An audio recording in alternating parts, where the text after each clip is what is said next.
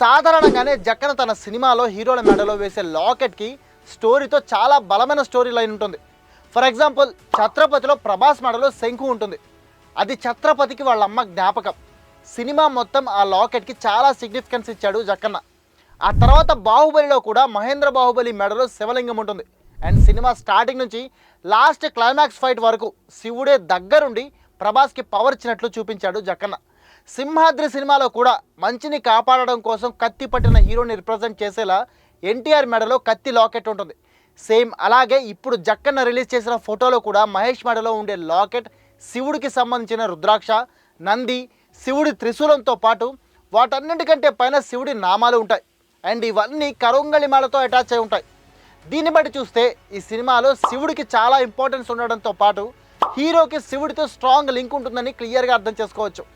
అంటే ఈ సినిమాలో మహేష్ శివుడి పరమభక్తుడైనా అయి ఉండాలి, లేదంటే సినిమా కథే శివుడి చుట్టూ తిరిగేదై ఉండాలి.